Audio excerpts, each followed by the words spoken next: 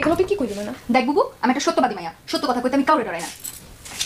এবার সালিশিতে গিয়ে মমতা এবং রুস্তমের বিয়ে হয়ে যাবে আগামী পর্বে।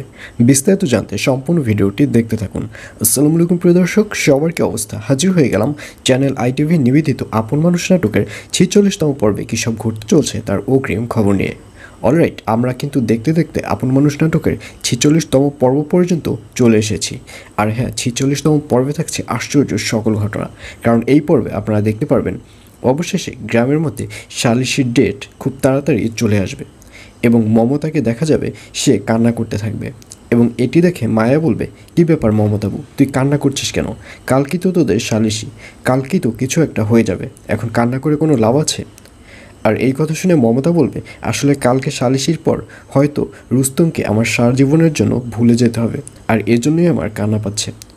তখন মায়া বলবে, শোন, তুই একটা বোকা, কালকে সালিশিতে এমনও আছে যে রুস্তমকে তুই সারা জীবনের জন্য পেয়েও যেতে পারিস, তার জন্য তোকে একটা কাজ করতে হবে। আর এই কথা শুনে মমতা জানতে চাইবে যে কী কাজ।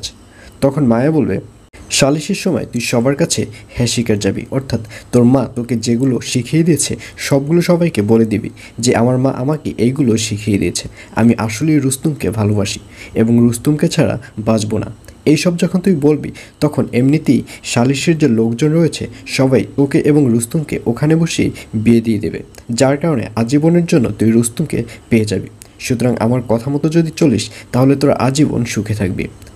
আর এই কথা শুনে মমতাকেও দেখা যাবে সে এবার মায়ের কথা মতো সালিশিতে গিয়ে ওইভাবে বলার সিদ্ধান্ত নেবে।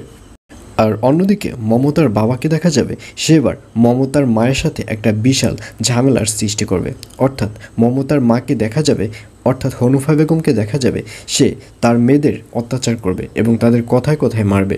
আর এই ব্যাপারটি মমতার বাবা কিছুতেই মানতে পারবে না, আর এজন্যই মমতার বাবাকে দেখা যাবে সে ওই সালিশির মধ্যে তার ওয়াইফ অর্থাৎ হনুফাকে নিয়ে নতুন একটি সালিশির সিদ্ধান্ত নেবে।